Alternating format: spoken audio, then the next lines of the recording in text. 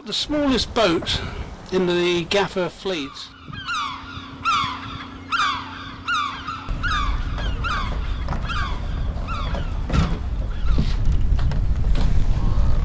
We can pretend you're making a cup of tea. So in fact, let's just see. Let's get you changing positions. You must be joking. Oh really?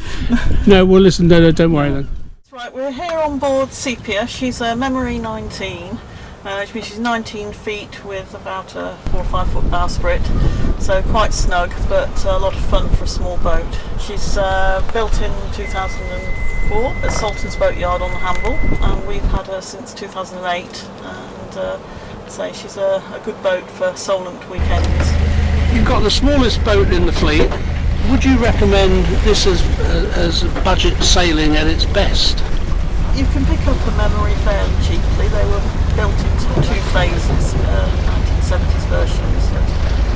Usually built for the hulls built for home fit out, so they can be of a variable quality, those earlier boats. But you can pick one up quite cheaply.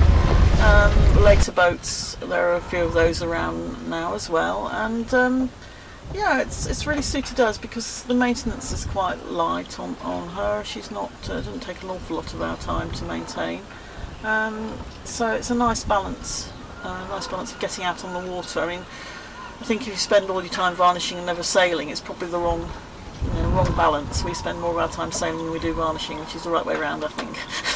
Then a small boat like this would be ideal. Yes, I think so. It's you can control the costs, I think is the main thing there. The mooring charges are quite reasonable, being a small boat. This one is, because it's a centreboarder, it means we draw very little water and things, so we can have cheaper moorings in the shallows, and that all goes to help.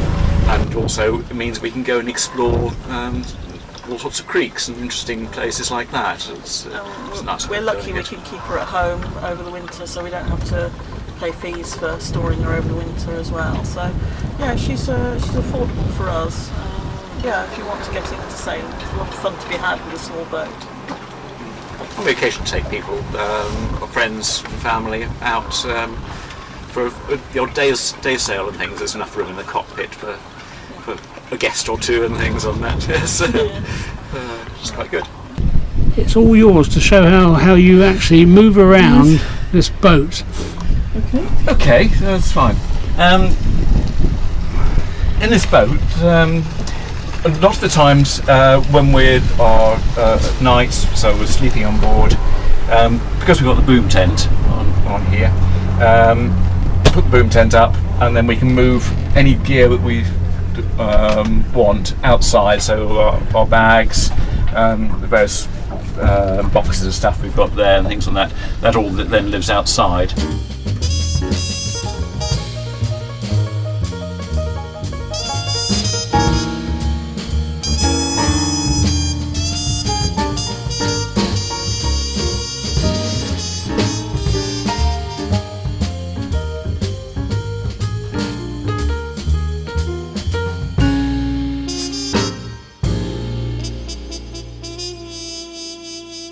Tell me about your adventures to Holland in this tiny little boat. Yes, we went to Holland in 2014. The Dutch Old Gaffers Association were having their 10th anniversary, and we challenged them a bit to do some sort of event. And they put on what they called a cross-country tour, which involved sailing up through Holland through the canals into the inland seas.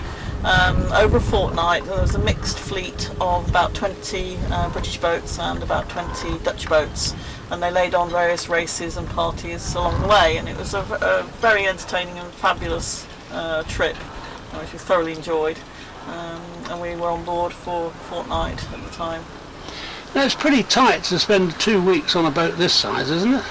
Well, yes, but I mean, I think we've got it down to fine art. We have nothing on board that's superfluous. Everything has to have at least 2 jobs, and we're quite disciplined about where it has to go. And we've also got a boom tent which extends the space that we've got available, so we can put bags and things outside at night, which makes it quite cosy but quite acceptable. You know, if you're fairly disciplined about it, it works for us. Yeah. Yes. And what's David's two jobs then? Oh, he generally makes the tea and generally, you know, does the maintenance and skippering. So tea boy and skipper both, I think. So it's worth keeping him on board then? Yeah, it's always worth having David on board. Although she is quite small, it means the maintenance is fairly limited. It means you can put her on a trailer and go places with her. And I think doing that Dutch trip really opened our eyes to the fact that we had got a boat that was trailerable, and perhaps we ought to go and do more on the trailer with her. So we took her to the East Coast last year and did the August cruise with the East Coast Old Gaffers Association. So yes, it opens up your sailing areas a lot more, I think, because many people don't have the time to sail long distances to get somewhere, and if they can't trailer, then their range is a lot more limited, I think. So yeah, yeah, I mean, you've got to be fairly, I say, content to not have your sort of luxuries, but you know, if you're fairly self-contained, then why not? Yeah. I mean, it's having everything you need and not having superfluous things you really don't need. It's the key to happiness on a small boat. Think carefully what you're going to want. It is camping, but providing you're organised the way you put things, I think that's the critical thing, really. Yeah, we do one pot cooking. We've got a nice One decent pot. Yeah, Yes. that's the one pot. Yeah, so Decent sized pot. Oh, let's have a look at your pot. Have a look at the pot. This is a splendid pot. All sorts of things get cooked in there.